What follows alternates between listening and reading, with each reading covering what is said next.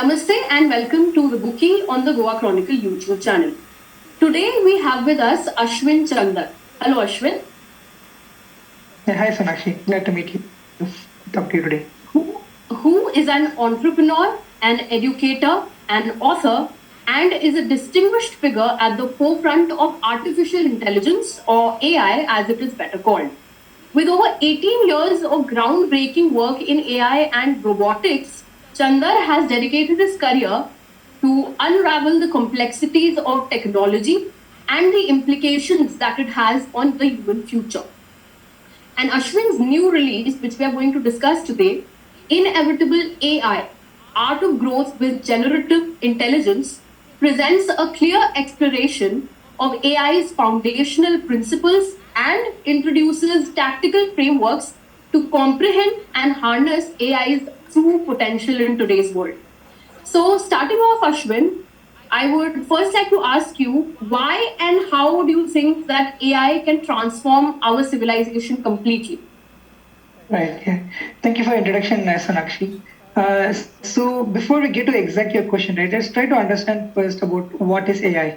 Right. So AI is not some magical huge tool sitting in the cloud knowing everything what has to be done. In real world, in practice, it's some set of small software tools, and which are actually more smarter than previous softwares, right? So we can call anything AI which responds in non-programmed way. So your software, your browser, if you click a button, it goes to a particular page. That's programmed. And AI, if you talk about ChatGPT or any other thing tools you talk, it responds to non-programmed situations. That's actually the essence of AI, right? So if you talk that it is there, and when we talk about how it's going to affect our civilization completely, what I also keep talking, let's look at how an example of what happened before, right? So 200 years ago, the industrial revolution happened. So what it does, it gave a set of tools. So for example, an engine is a tool which just makes like things faster, right? So it's faster and heavier. So it made replacing human labor, right? So before that, we were pulling carts, or horses were pulling carts, and then cars came in, so they can do things faster and high and at scale, right? So then, if you look at what happened there, the effects of it were completely different, right? So the 200 years ago, society looked completely different, and now we have moved away from physical labor to mental labor. That's a big difference happening there. And now the AI is basically same thing what the industrial revolution did to human physical labor, it's doing to mental labor. So it's able to do things what human can think of. So it can write essays, it can write poems or summarize things or create art or create any images, right? And this is basically taking over mental tasks. So it's exactly kind of we are on a cusp of identifying new machines which will do our mental tasks at a faster and a higher scale than we can do right now. And so, how the industrial revolution changed the way we live right now, that most of us are living in comfortable, cozy jobs. We don't have physical toiling in the outside. In the same way, it'll do a lot of things which we not even imagined before, right? So the second order effects of it is we have a comfort level of people which is different, and it gives time for art, explore different things, and thinking of new stuff and spirituality. It gives space, right? So now AI instead of tools taking over mental tasks will create second and third order effects, which will change how we approach life itself, and that's how it will change our whole civilization. Okay.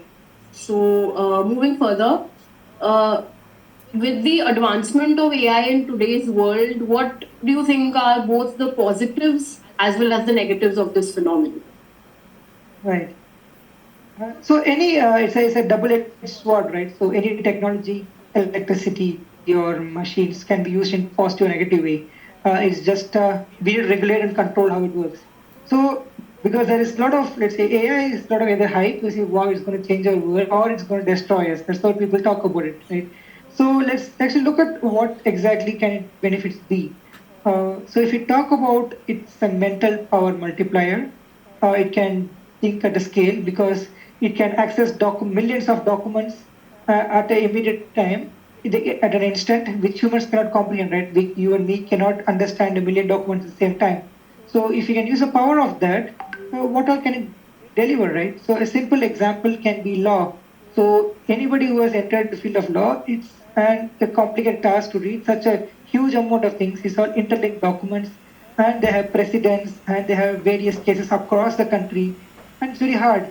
But if you use AI in such a case, it'll kind of democratize access to law. So you and me can just come to it with our problem. I have this problem. How do you solve it? It can look at all the documents, figure out the like say, relevant cases, and help you. This is the process A, B, C. What will happen, and examples. It'll just make your life so simple. And same way, medicine, right? So medicine diagnosis can be complicated, and there are millions of people. And so if the doctors cannot understand what everybody has gone through, so the AI can be a tool to help doctors. So if the doctors talk to the patients, they can say this can be A, B, C, or D, and there has been good success if you use option A. So it can make life easy and accessible. So even for the smallest of villages, if you like say m- multiply the mental power of doctors through AI, it can reach more people at scale. And it's not saying AI will replace doctors; it's just a tool. Like how stethoscope is a tool for doctors to understand the patient. This is just a tool for them to think or connect to thousands of doctors how they had thought before. So that's how you can look at advantages. Right? So it's a very powerful tool if you use it the right way. It can help us to discover new vaccines faster and new medicines faster, and all of things which you cannot imagine before. In the same way, the biggest danger or disadvantage I would see is a misuse of technology. So in the same way, it can create understand law, it can also create misinformation. So fake news. You can create fake news so easily. Before, let's say if you want to create news, you need to have hundreds of writers sitting and typing news in the same way. But now, at the click of a button, you can generate 100 different variations of the same event, which didn't even happen. And you can create images, you can create videos, and you can create news articles which look exactly real because it's just copy, like say, replica of how humans have approached this, right? And it'll be very hard to identify misinformation from information because it looks so real. Imagination, like the text, yeah, everything's real. And this, when used wrongly by anybody, can cause, like say, social unrest so easily. We can just so AI systems can tweet hundreds of tweets and create Instagram posts so easily before it can be even stopped if the damage has been done.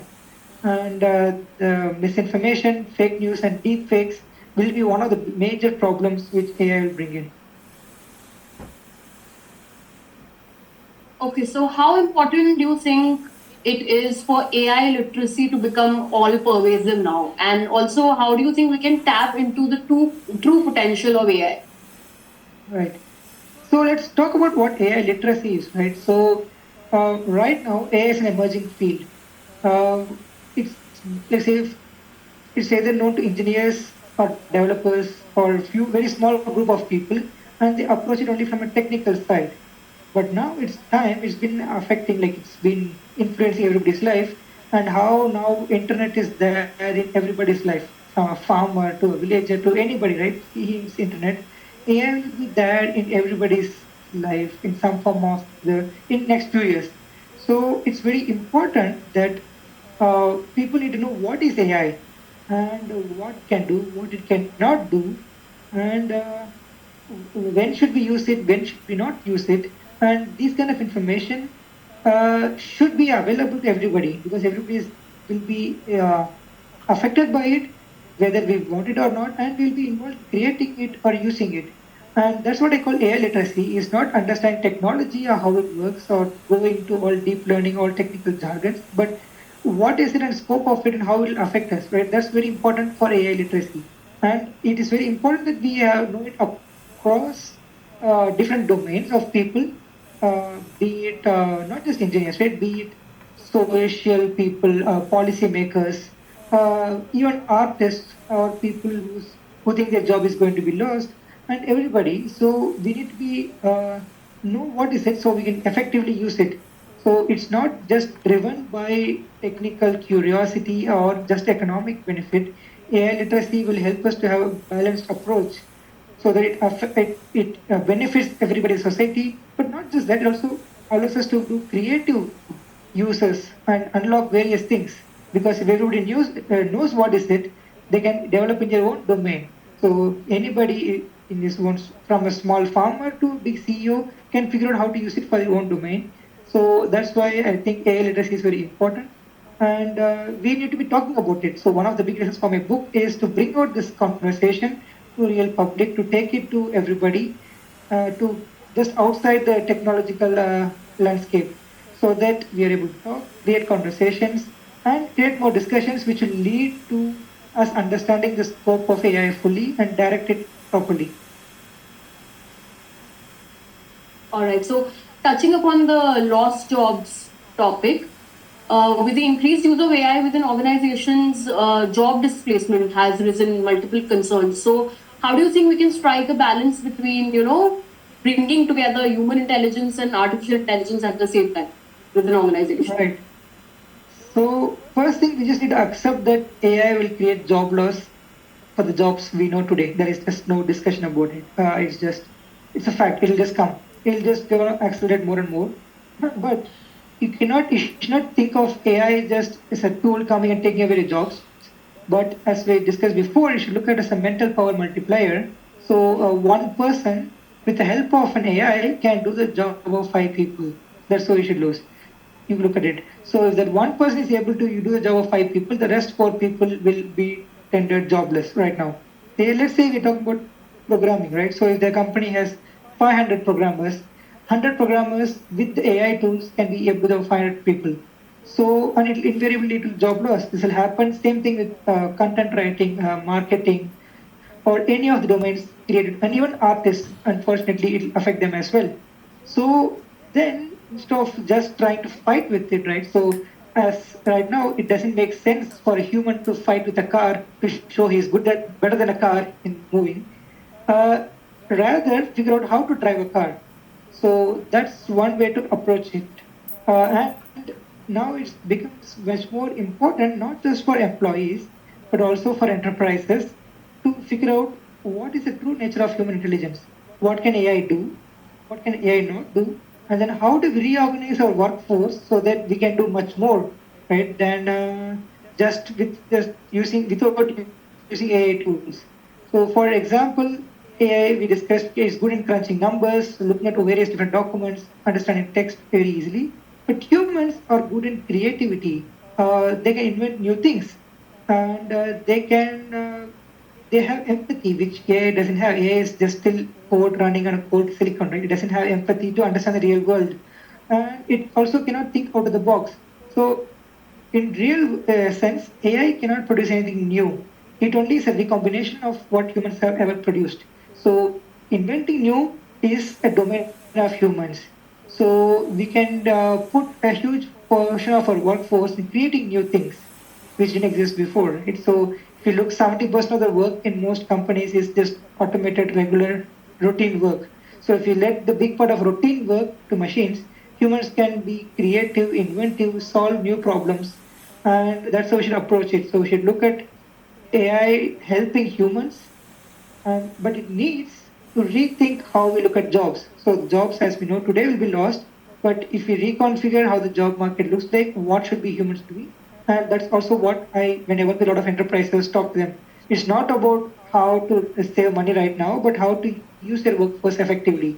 And if you just look at a simple cost effectivity, let's say if we only have one programmer and then we don't have any more four programmers, right? In 10 years, when the senior programmer retires, we don't have any more junior programmers who can fill in the role. So you just cannot completely, let's say, focus only on efficiency and should look at foresight of 5, 10 years down the line. Okay. So, lastly, Ashwin, why do you think inevitable AI is a must read for all the people out there, no matter what walk of life they are from or what kind of job they are in? Right. Let me, I think I can just summarize in three points. So, start with the first one. AI is going to be everywhere. You want it or not, it's going to be there. So first reason is for both personal and professional growth. So it's very important to be abreast of the technology, just to what it is, and just to understand few technical terms. And it's going to be in the workspace, so can be a part of the conversations. And also, you already see right now that a lot of companies, like how before computer skills was essential in your CV, like Microsoft Office, now AI skills are getting more and more common. So for both personal and professional skills, and to get an all-round perspective. So the reason I started writing the book was there's a lot of tidbits on social media. Every day there'll be LinkedIn article showing why should AI look like, oh, there's a new tool. But reading that just constantly gives you a sense of panic than just comfort. So the book AI literacy or my book is to give a complete perspective from its origins to the end, so you can be a more informed person both in your personal and professional career. It's very important. And second, the book is a middle ground between a complete philosophical primer. So we have seen a lot of books on philosophy of AI, how AI and humans will work in the future, what is humanity do, what is AI, and we talk about a lot of philosophical constructs, right? So set in the future, and there are also a lot of technical books which talk deep about technology, the algebra, and a lot of mathematics in between. So both of them are intimidating to be there. And this book is a middle ground for people in any walk of life. So be it an employee who is facing a job loss, or an enterprise trying to see how we can reorganize the workforce, how can we use it, or a startup to figure out what's the new thing can we invent, or an investor figuring out what's the best way to invest without losing money, what's the risk, or even a policymaker, a government, let's say think tanks, policymakers, to see how we should structure the AI in course of our, let's say, our civilization. There is something for everybody. This is the primer which I think it's not in-depth primer, but it gives a broad picture for everybody so that they can figure out more things themselves without being scared, and be more confident. In simple words, it removes the veil of enigma from AI, so it makes it more accessible. That's the first one. And not just that, the last point is AI is a new force, right? What I talk in the book is like fire. So right now, if you see, fire is there everywhere. From cooking, everyday cooking to spaceships, they run through fire, right? So, and if you don't channelize it properly, it can also destroy big forest fires or any explosions. It destroys the way we live. It's incredible force. And the nice thing about AI is it's still in the nascent phase that we decide how it's created. It's not a natural force. We, as a humanity, we need to determine the course of the AI and how will it affect future civilization. And more importantly, we need to be able to teach our children what is AI and how the role of intelligence changes the future of AI, and how to make them prepared for the world of AI, both teaching them the benefits and the disadvantages, and more importantly, changing the way we think right now. Let's say 50 years ago, able to do calculations was very considered intelligent, right? So somebody was good in math, they were like, "Wow, he's a very intelligent guy." And 20 years ago, if somebody could know a lot of, read a lot of books, he's also still considered intelligent guy. So, but when internet came, somebody who's able to search the right things is not as intelligent. When now in the AI, when the answers are given, but the intelligence should be to ask the right questions and use the wisdom to know when to use AI, when not to use AI. And that's something we owe our future generations, our children. And that's the three reasons I think this book is, I would say, a must read. This was indeed an insightful discussion, Ashwin. Thank you so much for speaking with us today. And I would also like to thank my viewers watching the Bookie. If you think you enjoy watching the Bookie and our discussion with authors about their new releases, then do subscribe to the Goa Chronicle YouTube channel for the latest updates. And do not forget that befriending AI is the need of the hour, because it is a formidable force which is here to stay. Thank you so much.